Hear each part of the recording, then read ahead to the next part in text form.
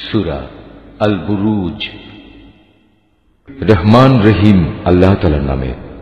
শপথ বিশালকায় গম্বুজ বিশিষ্ট আকাশের। শপথ সেই দিনের যার আগমনের ওয়াদা করা হয়েছে। শপথ প্রত্যক্ষদর্শী সাক্ষীর। শপথ সেই ভয়াবহ দৃশ্যের এবং যা কিছু তখন পরিদৃষ্ট হয়েছে তার। মোমেনদের জন্য খোঁড়া গর্তের মালিকদের উপর অভিসম্পাত। আগুনের কুণ্ডলী যা জ্বালানি দ্বারা পরিপূর্ণ ছিল। অভিসম্পাত তাদের উপর যারা তার পাশে বসা ছিল।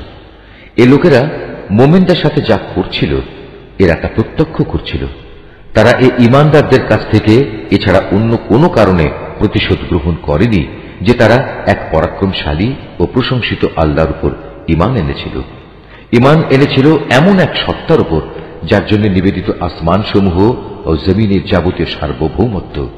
আর আল্লাহ তাআলা তাদের সব কয়টি কাজের উপরই সাক্ষী।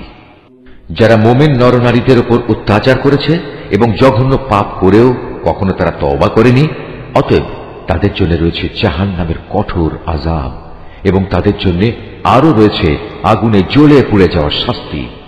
অপরদিকে নিশ্চয়ই যারা আল্লাহ তাআলার উপর ঈমান এনেছে এবং ঈমানের দাবি অনুযায়ী ভালো কাজ করেছে তাদের জন্য রয়েছে এমন জান্নাত যার নিচ দিয়ে ঝর্ণাধারা প্রবাহিত রয়েছে। সেটাই হবে সেদিনের সবচেয়ে বড় সাফল্য। নিঃসন্দেহে তোমার মালিকের পাকড়াও হবে ভীষণ শক্ত। তিনি প্রথমবার সৃষ্টি করেন, আবার তিনি দ্বিতীয়বার সৃষ্টি করবেন। তিনি ক্ষমাশীল, সৃষ্টিকে তিনি ভালোবাসেন। তিনি সম্মানিত আরশের একচ্ছত্র অধিপতি। তিনি যা চান নিজ ক্ষমতায় বলীয়ান হয়ে তাই করেন। তোমার কাছে কি কতিপয় বিদ্রোহী সেনাদলের কথা পৌঁছেছে? ফেরাউন ও সামুদের বাহিনী, এরা কোনোদিনই সত্য বিশ্বাস করেনি, বরং তারা মিথ্যা সাব্যস্তকরণে লেগেই ছিল। অথচ আল্লাহ তাআলা এদের সব দিক থেকে ঘিরে রেখেছেন।